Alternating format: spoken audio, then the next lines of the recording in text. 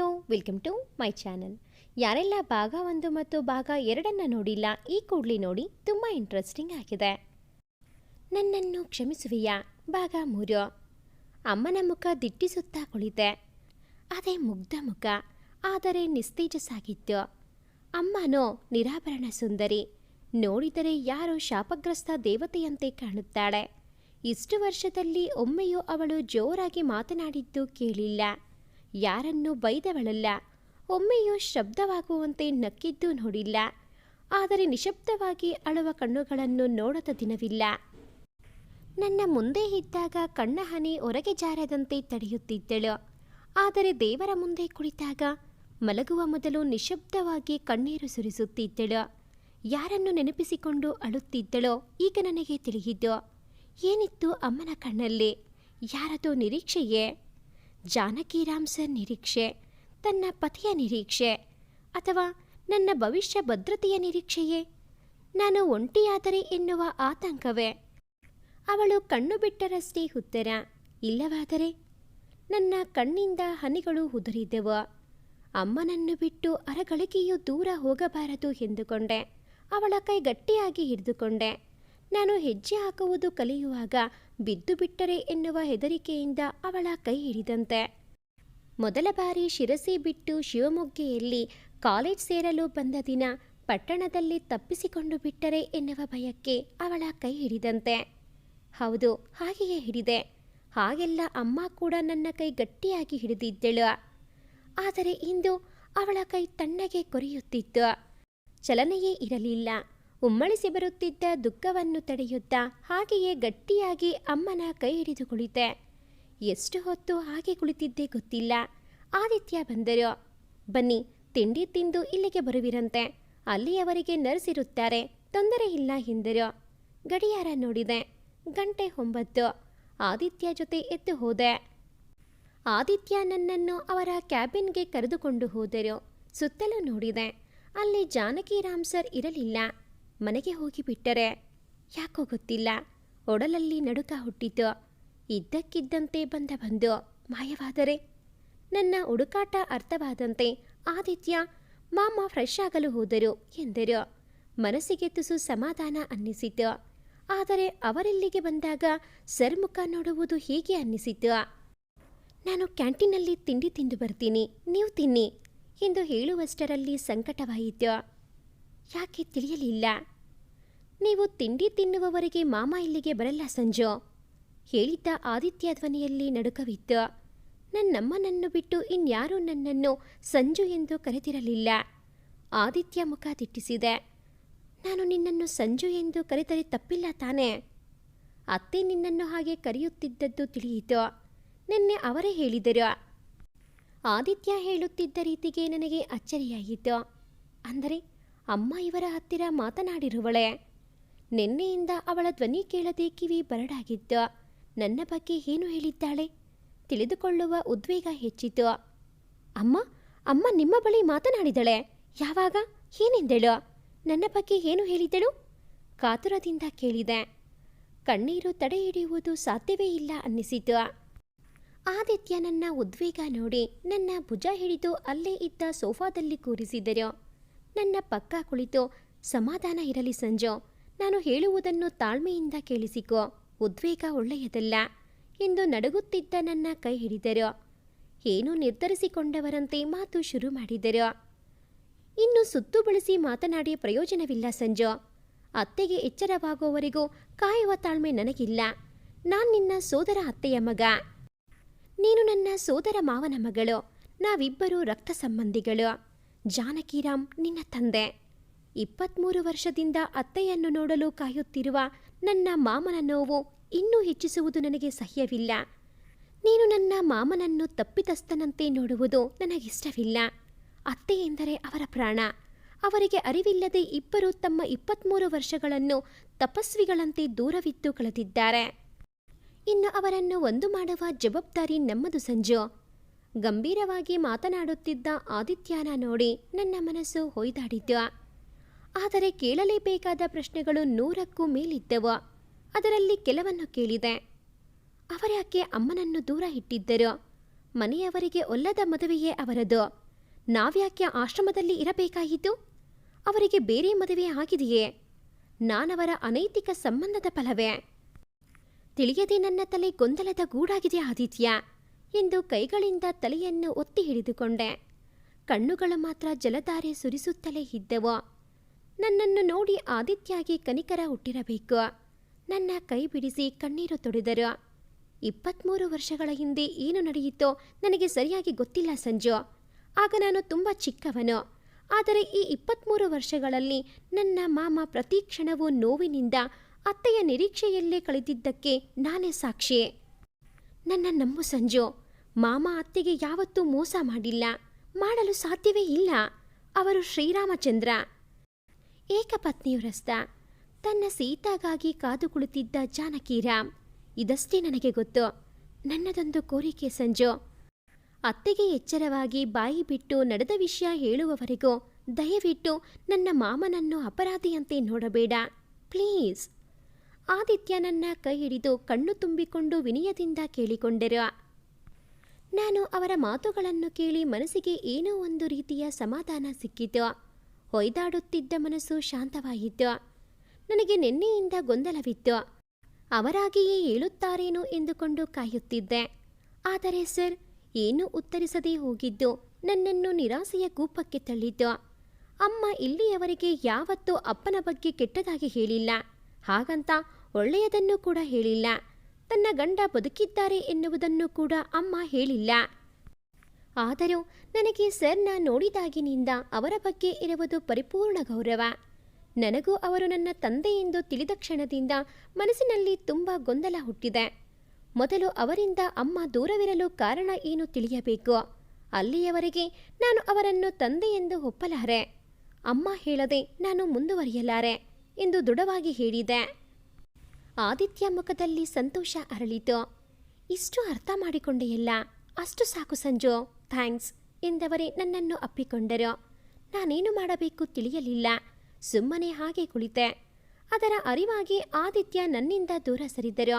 ಅವರ ಮುಖದಲ್ಲಿ ಸಂಕೋಚ ಮನೆ ಮಾಡಿತು. ಸಾರಿ, ಅದು ಖುಷಿಗೆ ಮುಂದೆ ಹೇಳದಾದರು. ನಾನು ನಸುನಕ್ಕೆ ತಿಂಡಿ ತಿನ್ನೋಣ, ಹಸಿವಾಗ್ತಾ ಇದೆ ಎಂದೆ.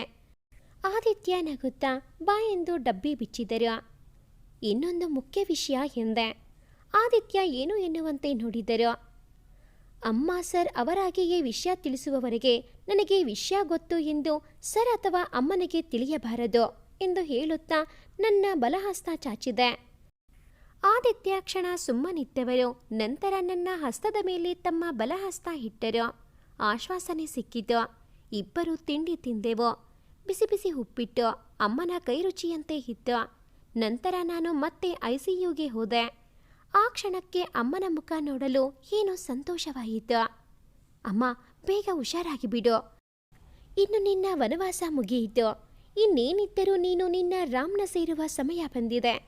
ಅಂತೂ ನನಗೆ ಅಪ್ಪ ಸಿಕ್ಕರು ಎಂದು ಹೇಳುತ್ತಾ ಅವಳ ಕೈಗೆ ತುಟಿ ಹೊತ್ತಿದೆ.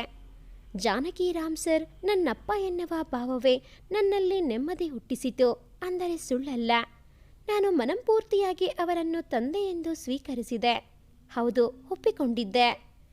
ಆದಿತ್ಯ ಅವರ ನಿರೀಕ್ಷೆ ಬಗ್ಗೆ ಹೇಳಿದ ಮೇಲೂ ನಾನವರನ್ನು ನಿರಾಕರಿಸುವುದು ನ್ಯಾಯವೇ? ಇಲ್ಲ.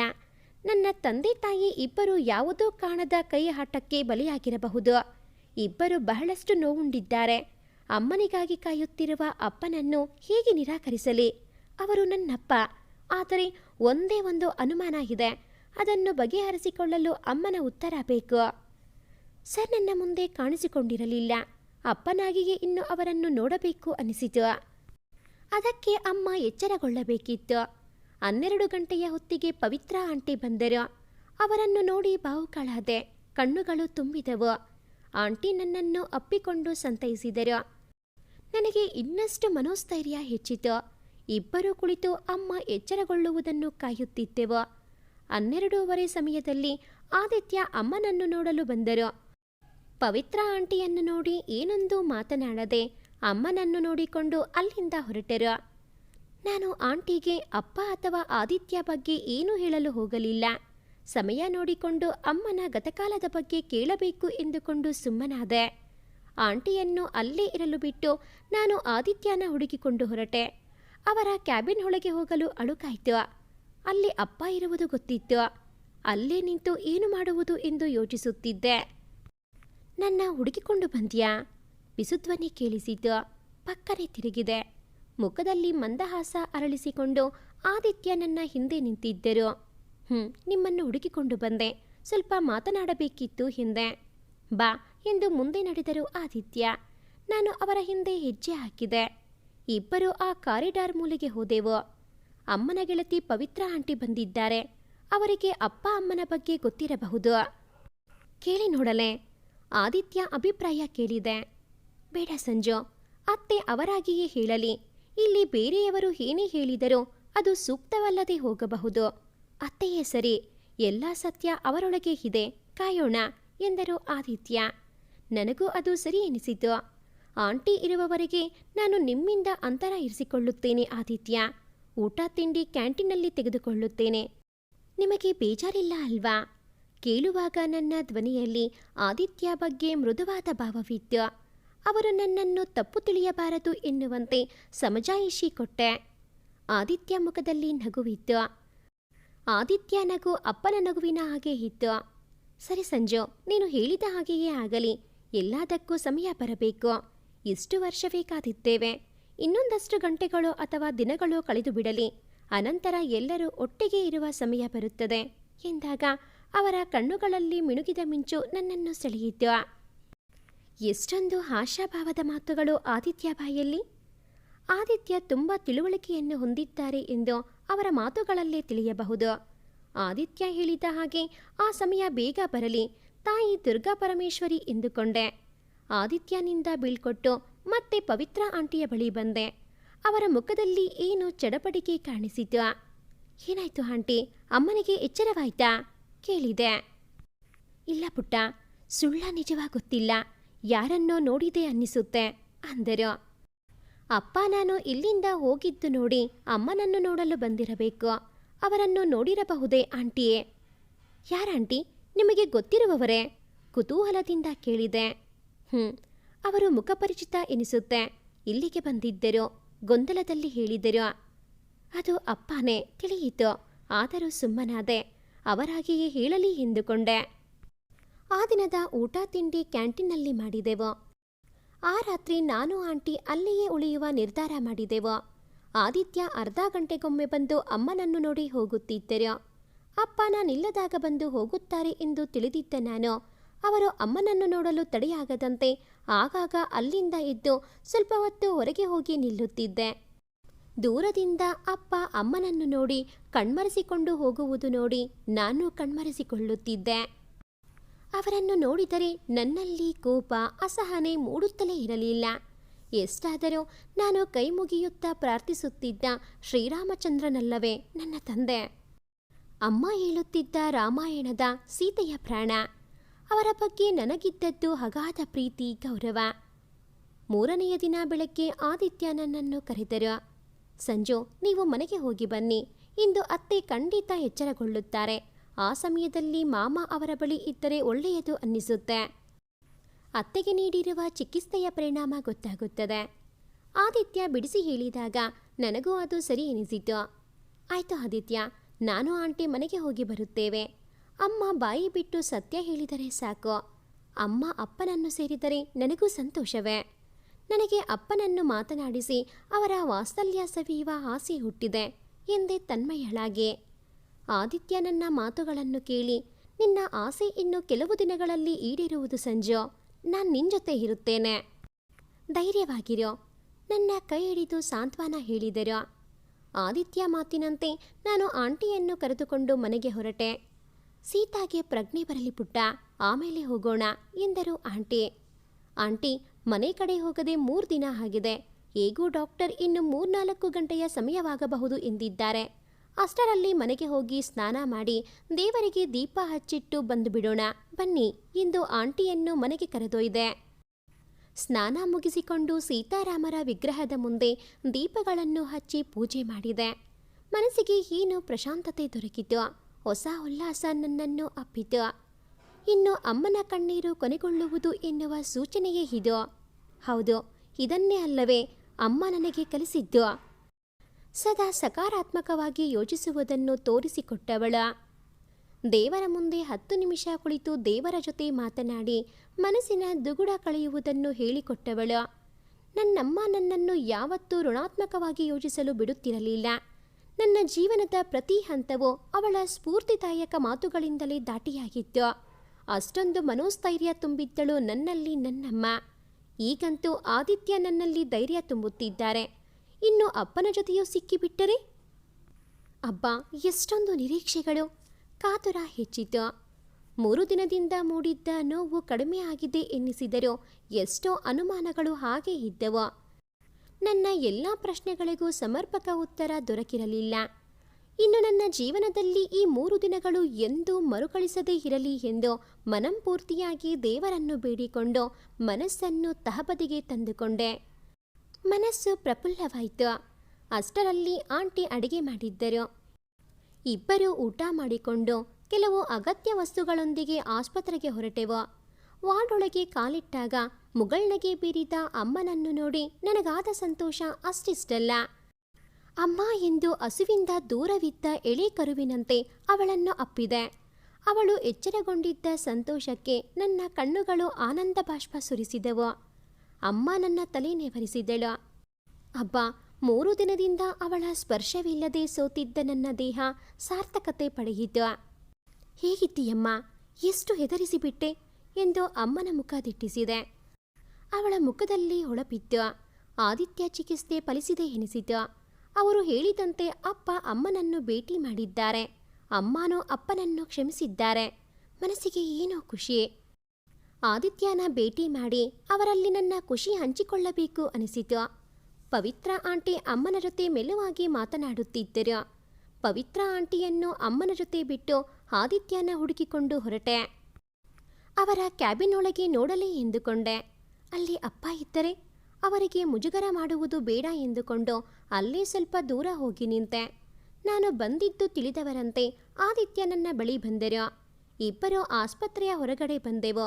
ಉದ್ಯಾನವನದಲ್ಲಿ ಇದ್ದ ಒಂದು ಚಪ್ಪರದ ಕೆಳಗೆ ಕುಳಿತೆವು. ಅಮ್ಮನ ಮುಖದಲ್ಲಿ ಹೊಳಪಿದೆ. ಸರ್ ಅವರನ್ನು ಭೇಟಿ ಮಾಡಿದ್ರಾ? ಏನಾಯ್ತು? ತಿಳಿಯುವ ಕುತೂಹಲದಿಂದ ಕೇಳಿದೆ. ಹ್ಞೂ ಸಂಜು, ನೀವು ಹೊರಟ ತಕ್ಷಣವೇ ಮಾಮ ಅತ್ತೆಯ ಹತ್ತಿರ ಹೋಗಿ ನಿಂತು ಬಿಟ್ಟರು. 20 ನಿಮಿಷದಲ್ಲಿ ಅತ್ತೆಗೆ ಎಚ್ಚರಿಕೆ ಬಂತು. ಅತ್ತೆಗೆ ಎಚ್ಚರವಾದಾಗ ನಾನು ಅಲ್ಲೇ ಇದ್ದೆ. ಆದರೆ ಅವರು ಎಚ್ಚರವಾದ ತಕ್ಷಣ ಕೇಳಿದ್ದು ನಿನ್ನನ್ನೇ, ಗೊತ್ತಾ? ಅದನ್ನು ಕೇಳಿ ಮಾಮನ ಮುಖ ಇಳಿದು ಹೋಯಿತು. ಅದೇ ಬೇಜಾರಿನಲ್ಲಿ ದೂರ ಸರಿದರು. ಅತ್ತೆ ಮೆಲ್ಲಗೆ ಮಾಮನ ಬಗ್ಗೆ ಕೇಳಿದರು. ಮಾಮನಂತೂ ಸೋತ ಹೆಜ್ಜೆ ಹಾಕಿ ಅತ್ತೆಯ ಬಳಿ ಬಂದರು. ಅತ್ತೆಯೇ ಮೊದಲು ಮಾಮನ ಕೈ ಹಿಡಿದರು. ಇಬ್ಬರು ಕಣ್ಣು ತುಂಬಿಕೊಂಡಿದ್ದು ನೋಡಿ ನನಗೆ ತುಂಬ ದುಃಖವಾಯಿತು. ಇಬ್ಬರೂ ಮಾತನಾಡಿಕೊಳ್ಳಲಿ ಎಂದು ನಾನು ಅಲ್ಲಿರದೆ ಹೊರಗೆ ಬಂದು ಬಿಟ್ಟೆ. ಅರ್ಧ ಗಂಟೆ ಕಳೆದು ಹೋದಾಗಲೂ ಇಬ್ಬರು ಒಬ್ಬರನ್ನೊಬ್ಬರು ನೋಡುತ್ತಲೇ ಇದ್ದರು. ಆದರೆ ಇಬ್ಬರ ಮುಖದಲ್ಲೂ ಪ್ರಸನ್ನತೆ ಇತ್ತು. ಅತ್ತೆಗೆ ಚಿಕಿತ್ಸೆ ಫಲಕಾರಿಯಾಗಿದೆ, ಇನ್ನು ಮುಂದಿನ ಯೋಚನೆ ಮಾಡಬೇಕಿದೆ ಎಂದು ಆದಿತ್ಯ ಹೇಳಿದ್ದು ಕೇಳಿ ನನ್ನ ಹೃದಯ ಹಗುರವಾಯಿತು. ಆದಿತ್ಯ ಕೈ ಹಿಡಿದು, ಆದಿತ್ಯ, ನಿಮ್ಮಿಂದ ತುಂಬ ಉಪಕಾರವಾಯಿತು, ತುಂಬ ಥ್ಯಾಂಕ್ಸ್. ನಿಮಗೆ ಹೇಗೆ ಕೃತಜ್ಞತೆ ಹೇಳಬೇಕು ತಿಳಿಯುತ್ತಿಲ್ಲ. ನನ್ನಮ್ಮನಿಗೆ ಏನಾಗುತ್ತಿದೆ ತಿಳಿಯದೆ ತುಂಬ ಭಯವಾಗಿತ್ತು. ಇವತ್ತು ನನ್ನಮ್ಮನ ಮುಖದಲ್ಲಿ ಇರುವ ನೆಮ್ಮದಿಗೆ ನೀವೇ ಕಾರಣ. ನಾನು ಜೀವನದಲ್ಲಿ ನನ್ನ ಅಪ್ಪನನ್ನು ನೋಡುತ್ತೇನೆ ಎಂದುಕೊಂಡೇ ಇರಲಿಲ್ಲ. ನಿಮ್ಮಿಂದ ಅದು ಸಾಧ್ಯವಾಯಿತು. ನನ್ನ ಪಾಲಿಗೆ ಅಪ್ಪ ಅಮ್ಮ ಇಬ್ಬರನ್ನು ಕೊಟ್ರಿ. ನನ್ನನ್ನು ತಪ್ಪಲಿ ಮಾಡಲಿಲ್ಲ ನೀವು ಎಂದು ಹೇಳುವಷ್ಟರಲ್ಲಿ ಗಂಟಲು ಉಬ್ಬಿ ಬಂತು. ಆದಿತ್ಯ ನಸುನಗುತ್ತಾ, ಅದಕ್ಕೆಲ್ಲ ಥ್ಯಾಂಕ್ಸ್ ಯಾಕೆ ಸಂಜು? ಇದರಲ್ಲಿ ನನ್ನ ಸ್ವಾರ್ಥನೂ ಇದೆ. ನಾನು ಬುದ್ಧಿ ಬಂದಾಗಿನಿಂದ ನನ್ನ ಗೆಳತಿಯಾಗಿ ಇದ್ದವರು ಅತ್ತೆ. ನನಗಿನ್ನೂ ನೆನಪಿದೆ. ಅತ್ತೆ ಹೇಳುತ್ತಿದ್ದ ಕತೆಗಳು ಇನ್ನೂ ನನ್ನ ಕಿವಿಯಲ್ಲೇ ಇವೆ. ಅತ್ತೆಯ ಜೊತೆ ಆಡುತ್ತಿದ್ದ ಆಟ ಇನ್ನೂ ನೆನಪಿದೆ. ಕೆಲವು ತಿಂಗಳಷ್ಟೇ ನಾನು ಅವರು ಜೊತೆಯಾಗಿ ಕಳೆದದ್ದು. ಆ ನೆನಪೇ ನನ್ನಲ್ಲಿ ಇನ್ನೂ ಹಸಿರಾಗಿ ಇರುವಾಗ ತನ್ನ ಬಾಳ ಸಂಗಾತಿಯ ಮೇಲೆ ಪ್ರಾಣವನ್ನೇ ಇಟ್ಟುಕೊಂಡಿದ್ದ ನನ್ನ ಮಾಮನಿಗೆ ಅವರ ನೆನಪು ಎಷ್ಟಿರಬೇಡ. ಇಷ್ಟು ವರ್ಷ ತಪಸ್ವಿಯಂತೆ ಅತ್ತೆಗಾಗಿ ಕಾದವರ ನೋವು ನನಗೆ ಚೆನ್ನಾಗಿ ಗೊತ್ತು. ಅವರೆಂದೂ ಬಾಯಿ ಬಿಟ್ಟು ನನ್ನ ಬಳಿಯಾಗಲಿ ಬೇರೆಯವರ ಹತ್ತಿರವಾಗಲಿ ಯಾವ ನೋವನ್ನು ಹಂಚಿಕೊಂಡವರಲ್ಲ. ಅವರ ನೋವು ಕಡಿಮೆ ಮಾಡುವುದೇ ನನ್ನ ಸ್ವಾರ್ಥ. ಎಂದು ಭಾವುಕರಾಗಿ ನುಡಿದರು. ಅವರ ಮಾತು ಕೇಳಿ ನನ್ನ ಹೃದಯ ತುಂಬಿ ಬಂತು. ನಿಮ್ಮ ಈ ಉಪಕಾರಕ್ಕೆ ನಾನೇನು ಕೊಡಲಿ ಆದಿತ್ಯ? ಕೇಳಿದೆ. ಆದಿತ್ಯ ಮುಖದಲ್ಲಿ ಒಂದು ತುಂಟ ನಗು ಅರಳಿತು. ನಾನು ಕೇಳಿದ್ದು ಕೊಡ್ತೀಯಾ ಸಂಜು? ಜೇನಿನಲ್ಲಿ ಅದ್ದಿದಂತಿತ್ತು ಅವರ ಧ್ವನಿ. ಕೊಡುತ್ತೇನೆ, ಕೇಳಿ ಆದಿತ್ಯ, ಧೈರ್ಯವಾಗಿ ಹೇಳಿದೆ. ಅವರೇನೇ ಕೇಳಿದರೂ ಕೊಡಲು ತಯಾರಾಗಿದ್ದೆ. ನನ್ನ ಪ್ರಾಣವನ್ನೇ ಉಳಿಸಿಕೊಟ್ಟವರಿಗೆ ನನ್ನ ಹತ್ತಿರವಿದ್ದ ಏನನ್ನಾದರೂ ಕೊಡಲು ಹಿಂಜರಿಕೆ ಇರಲಿಲ್ಲ. ಸಮಯ ಬಂದಾಗ ಕೇಳುತ್ತೇನೆ, ಮಾತು ತಪ್ಪಬಾರದು ಎಂದರು. ಅವರ ಮಾತಿನಲ್ಲಿ ಕೂಡ ಯಾವುದೋ ನಿರೀಕ್ಷೆ ಇರಬಹುದು. ಆದರೂ ನಾನವರ ನಿರೀಕ್ಷೆ ತಲುಪುವೆ ಅನ್ನಿಸಿತು. ನಾನು ನಗುತ್ತಾ, ನಿಮ್ಮ ಕೈ ಹಿಡಿದೇ ಹೇಳುತ್ತಿದ್ದೇನೆ ಅಂದ ಮೇಲೆ ನಾನು ಕೊಟ್ಟ ಮಾತು ತಪ್ಪಲ್ಲ, ಆಶ್ವಾಸನೆ ಕೊಟ್ಟೆ. ಹಬ್ಬ, ಎಷ್ಟು ಬೇಗ ಆದಿತ್ಯನನ್ನು ಸಂಬಂಧಿ ಎಂದು ಒಪ್ಪಿಕೊಂಡು ಬಿಟ್ಟೆ? ಸಲುಗೆಯಾಗಿ ಮಾತನಾಡುವಷ್ಟು. ಆದಿತ್ಯ ನಗುತ್ತಾ, ಸರಿ ನಡೆ, ಮುಂದೆ ಹೇಳುತ್ತೇನೆ. ಇನ್ನೊಂದು ಮಾತು. ಅತ್ತೆ ಇನ್ನೂ 1 ವಾರ ಇಲ್ಲೇ ಇರಲಿ. ಅದರಿಂದ ಅವರ ಜೊತೆ ಮಾಮನಿಗೆ ಹೆಚ್ಚು ಸಮಯ ಕಳೆಯಲು ಸಿಗುತ್ತೆ. ಆಗಲಾದರೂ ಇಬ್ಬರು ತಮ್ಮ ಭಾವನೆಗಳನ್ನು ಬಿಚ್ಚಿಡುತ್ತಾರಾ ನೋಡೋಣ. ನೀನು ಬೇಕಿದ್ದರೆ ಕೆಲಸಕ್ಕೆ ಹೋಗು, ಇಲ್ಲಿ ಹೇಗೂ ನಿಮ್ಮ ಆಂಟಿ ಇರುತ್ತಾರಲ್ಲ ಎಂದರು. ನನಗೂ ಅದು ಸರಿ ಅನ್ನಿಸಿತು. ರಾತ್ರಿಯ ವೇಳೆ ಆಸ್ಪತ್ರೆಯಲ್ಲಿ ಇರುವುದಕ್ಕೆ ಬಿಟ್ಟರೆ ನಾನು ಹಗಲು ಕೆಲಸಕ್ಕೆ ಹೋಗುತ್ತೇನೆ ಎಂದೆ. ಆದಿತ್ಯ ನಗುತ್ತಾ ಒಪ್ಪಿಕೊಂಡರು. ನಾನು ಕೆಲಸಕ್ಕೆ ಹೋಗಲು ಒಪ್ಪಿಕೊಂಡೆ. ಇಬ್ಬರು ಆಸ್ಪತ್ರೆ ಒಳಗಡೆ ನಡೆದೆವು. ಅಬ್ಬಾ, ಆ 3 ದಿನಗಳು ನನ್ನೆಲ್ಲ ನಿರೀಕ್ಷೆಗಳಿಗೆ ತಕ್ಕ ಮಟ್ಟಿಗೆ ಉತ್ತರ ಕೊಟ್ಟಿದ್ದೆವು. ಉಳಿದದ್ದು ಅಮ್ಮ ಅಥವಾ ಅಪ್ಪ ಹೇಳಬೇಕಿತ್ತು. 1 ವಾರದಲ್ಲಿ ಅಮ್ಮ ಸಂಪೂರ್ಣವಾಗಿ ಚೇತರಿಸಿಕೊಂಡಳು. ನಾನು ನಿರಾತಂಕವಾಗಿ ಆಫೀಸ್ ಕಡೆ ಮುಖ ಮಾಡಿದೆ. ಆದಿತ್ಯ ಮೊಬೈಲ್ ಸಂಖ್ಯೆ ನನ್ನ ಮೊಬೈಲ್ ಸೇರಿತು. ಇಬ್ಬರು ಆಗಾಗ ಮಾತನಾಡುತ್ತಿದ್ದೆವು. ಆಸ್ಪತ್ರೆಯಲ್ಲಿನ ವಿಷಯ ತಲುಪಿಸುತ್ತಿದ್ದರು. ಅಪ್ಪ ಅಪ್ಪಿತಪ್ಪಿಯೂ ಆಫೀಸ್ ಕಡೆ ಸುಳಿಯಲಿಲ್ಲ. ಅಲ್ಲಿ ಯಾರಿಗೂ ಸತ್ಯ ಸಂಗತಿ ತಿಳಿದಿರಲಿಲ್ಲ. ಆದಿತ್ಯನಿಂದ ಅಪ್ಪನ ದಿನಚರಿ ದೊರೆಯುತ್ತಿತ್ತು. ಅಪ್ಪ ಹಗಲು ರಾತ್ರಿ ಆಸ್ಪತ್ರೆಯಲ್ಲೇ ಇರುತ್ತಿದ್ದರು. ಬೆಳಗ್ಗೆ 1 ಗಂಟೆ ಮಾತ್ರ ಮನೆಗೆ ಹೋಗಿ ಸ್ನಾನ ತಿಂಡಿ ಮುಗಿಸಿ ಮತ್ತೆ ಆಸ್ಪತ್ರೆಗೆ ಬಂದರೆ ಇನ್ನು ಮರುದಿನವೇ ಮನೆ ಕಡೆ ಮುಖ ಮಾಡುತ್ತಿದ್ದದ್ದು. ಅದು ಕೂಡ ಆದಿತ್ಯ ಬಲವಂತಕ್ಕೆ ಎಂದು ತಿಳಿಯಿತು. ನಾನು ಆಂಟಿ ಇಲ್ಲದ ಹೊತ್ತಲ್ಲಿ ಅಮ್ಮನ ಪಕ್ಕ ಕುಳಿತಿರುತ್ತಿದ್ದರಂತೆ. ಇಬ್ಬರು ಪರಸ್ಪರ ನೋಡಿಕೊಂಡು ಕೈ ಹಿಡಿದುಕೊಂಡು ಕಣ್ಣುಗಳಲ್ಲೇ ಸಂಭಾಷಿಸುತ್ತಾ ಇರುತ್ತಿದ್ದರು ಎಂದು ಹೇಳಿದನು ಆದಿತ್ಯ. ನನಗೂ ಅವರಿಬ್ಬರನ್ನು ಜೊತೆಯಾಗಿ ನೋಡಬೇಕು ಎನ್ನುವ ಆಸೆ ಹುಟ್ಟಿತು. ಆದರೆ ನಾನಿದ್ದಾಗ ಅಪ್ಪ ಬರುವುದಿಲ್ಲ ಎಂದು ತಿಳಿದಿದ್ದ ಕಾರಣ ಸುಮ್ಮನಾದೆ. ಆದಿತ್ಯ ಅವರಿಬ್ಬರು ಜೊತೆಯಾಗಿ ಇರುವ ಫೋಟೋ ತೆಗೆದು ನನಗೆ ಕಳುಹಿಸಿದರು. ಅದನ್ನು ನೋಡಿ ಅದೆಷ್ಟು ಖುಷಿಪಟ್ಟೆ ಗೊತ್ತಾ? ಫೋಟೋಗೆ ಮುತ್ತಿಕ್ಕಿ ನನ್ನ ಸಂತೋಷ ತೋರಿಸಿಕೊಂಡೆ. ನಾನು ಅವರಿಬ್ಬರ ಮಧ್ಯೆ ಇರಬೇಕು ಎನ್ನುವ ಆಸೆ ಹುಟ್ಟಿತು. ಸೀತಾರವರು ಮತ್ತು ಜಾನಕಿರಾಮ್ರವರು ಬೇರೆಯಾಗಲು ಕಾರಣವೇನು? ಆ ಕಾರಣ ತಿಳಿದರೆ ಸಂಜು ಅವರ ಅಪ್ಪನನ್ನು ಕ್ಷಮಿಸುತ್ತಾಳಾ? ಕಾಯ್ದು ನಿರೀಕ್ಷಿಸಿ. ಭಾಗ 4 ಮುಂದುವರಿಯುತ್ತದೆ. ಭಾಗ 4ರ ನೋಟಿಫಿಕೇಷನ್ಸ್ ನಿಮಗೆ ಬರಬೇಕು ಅಂತ ಅಂದರೆ ಈ ಕೂಡಲೇ ಈ ಚಾನಲ್ಗೆ ಸಬ್ಸ್ಕ್ರೈಬ್ ಆಗಿ. ಹಾಗೆಯೇ ಈ ಒಂದು ಕತೆ ನಿಮಗೆ ಇಷ್ಟ ಆಗಿದ್ದಲ್ಲಿ ಪ್ಲೀಸ್ ಲೈಕ್ ಮಾಡಿ, ಶೇರ್ ಮಾಡಿ, ಹಾಗೆಯೇ ಕಾಮೆಂಟ್ ಮಾಡೋದನ್ನು ಮರಿಬೇಡಿ. Thanks for watching this video.